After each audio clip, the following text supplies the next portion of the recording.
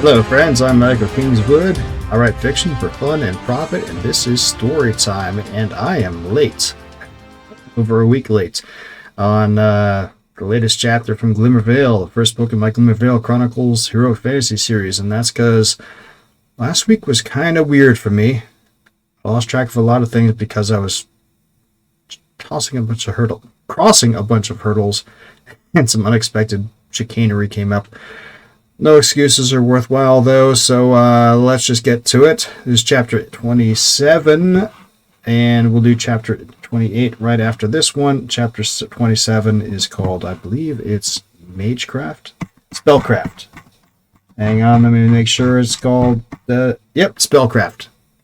And we're not going to do a talk after this, except to say, don't forget that Warfare Qualified is releasing next week on June 30th, and you're gonna love it. I'm gonna end this video with a little promo video of that book. Make sure you go pick it up. Alright, enjoy this chapter. Chapter 27. Spellcraft. Julian turned back around to find the other brigands down. Raedric and Salam stood nearby, their curved blades red with the blood of many foes. Before them, only Eisenhoff stood. His pale face was streaked with blood from a cut over his left temple. It made a nice counterpoint to his other scar, really. He no longer wore his mocking expression. In fact, his eyes danced from Raedric to Salam to Julian nervously. But he did not back down or lower his sword. "The offer still stands, Theobald," Raedric said across the intervening distance between them. "Right away now, and we will not follow. You've lost a lot of men today, but you don't have to die as well." Eisenhoff chuckled. "I have not played all my cards, Ballatier." He cocked his head to the side and shouted, "Laurent!" From off to the side, a deep, raspy voice replied, "Here, Father!" Julian turned his head and saw the new speaker. He instantly recognized him. The mage. The mage stepped from behind a jutting balcony that would have hidden him from the archers' lines of fire. With him were 3 more brigands. 2 of them were dragging a man with a bag over his head between them. The small group walked over to Eisenhoff's position and took up station just behind him. He smirked again and said, "Lower your arms, or he dies." The brigand with his hands free reached out and pulled the bag from atop the prisoner's head. Julian already knew who it was, but all the same his heart sank to see Constable Mallory in that condition. He had obviously been beaten repeatedly. His nose was broken in more than one place. Both his eyes were black. His cheeks were swollen, and he was bruised all over. It took a moment to recognize him in truth. But his eyes were fearful, tight with pain. Yet Julian saw a hint of iron within them that he never thought to see. An unwillingness to yield. From the look in his eyes, Mallory seemed a totally different man than the constable Julian had known. Stronger, somehow. Which was exactly the opposite of what Julian would have expected, considering the torture he had endured at Eisenhoff's hand. Looking back at Raedric, Julian could tell that his friend was wavering, and he fully understood. Killing in battle or for justice was one thing, but for all his faults, Mallory was a good man, and did not deserve this. Julian could hear the thoughts going through Raedric's head, because they were going through his as well. How could I live with myself if I caused his death? But it all came down to numbers. Sometimes you did not risk those 20 men to save the one who was most likely dead already. And sometimes you don't sacrifice the well-being of hundreds in a town for one you happen to know personally. Julian opened his mouth to tell Raedric this, but was surprised when Mallory beat him to it. "Don't do it," Mallory called. "He'll kill me anyway, and then all of you."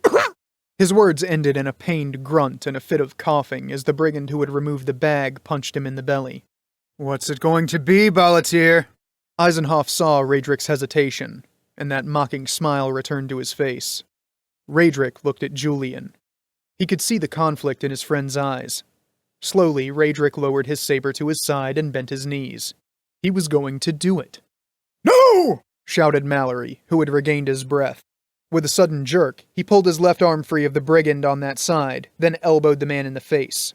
The brigand stumbled backwards, his hands grasping at his jaw where Mallory's elbow impacted. The constable followed up with a roundhouse punch that caught the brigand who held his right arm in the nose. Even from where he stood, Julian heard the snap of breaking bone as that man also stumbled away. Mallory righted himself and buckled over as the third brigand struck him again, this time in the chest. But, unlike the last blow, he used a knife, not his fist. Mallory coughed, and a spray of blood flew from his mouth. His expression was one of disbelief as he fell to the ground, clutching at the wound that Julian knew would kill him in moments. Raedric halted midway to the ground. His eyes grew wide in outrage, and, as Mallory fell to the ground, a guttural roar issued from his lips. He heaved himself upwards and forward, toward Eisenhoff, a murderous grimace on his face. Melanie stepped through the gap in the barricade in time to see Constable Mallory fall from the blow to his chest. She felt the sting of his wound as though it were her own. It made no difference that she hardly knew the man, and thought him an incompetent fool.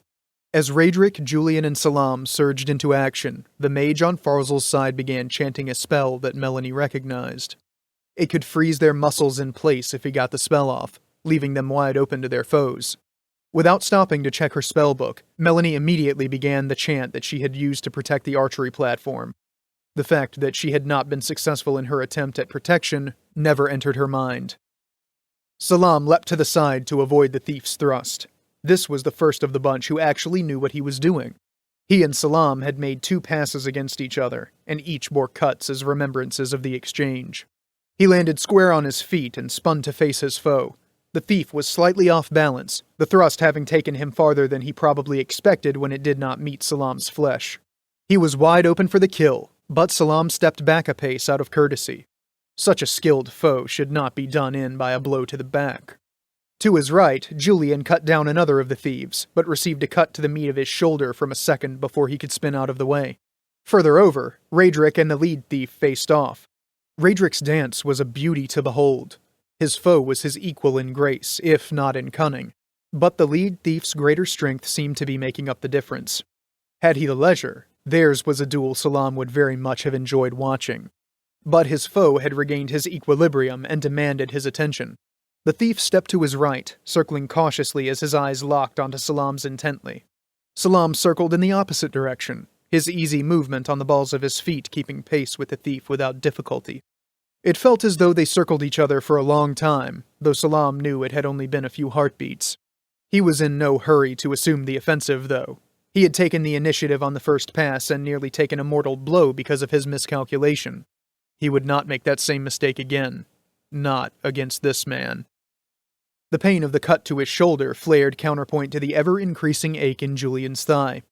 He backpedaled, evading a sweeping cut from his opponent by sheer speed of motion, and settled into a ready stance.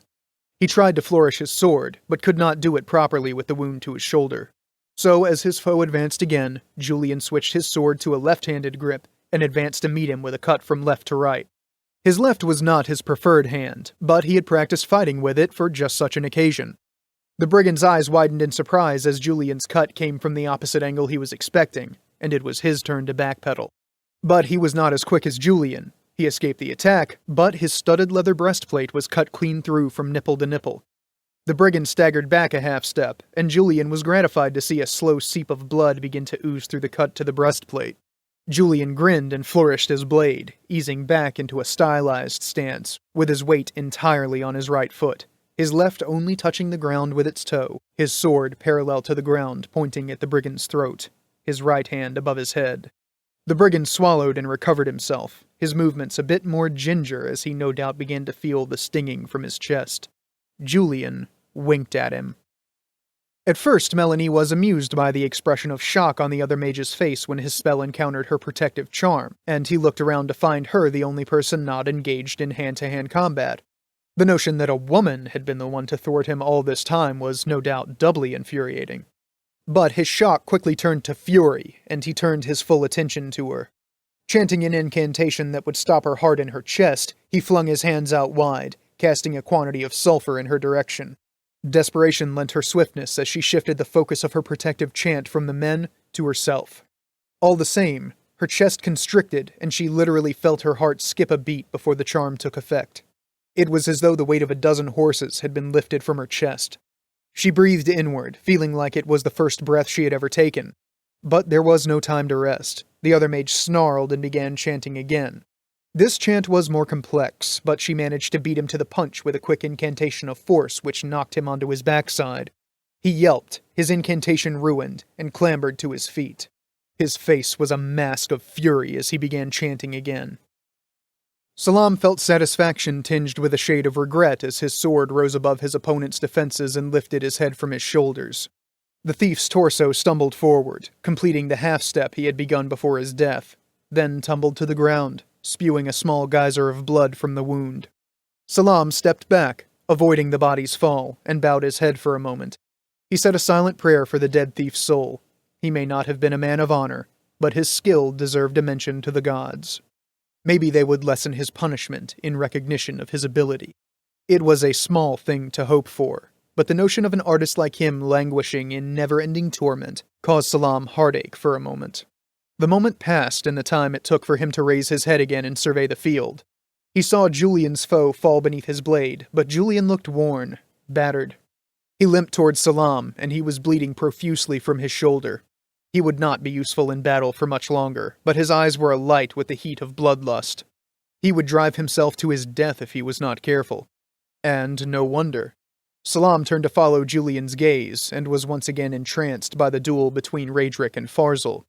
The two danced as smoothly as if they were a couple on the ballroom floor. Each thrust, cut, and parry was met precisely by the exact counter from the other, as neither was able to make any headway.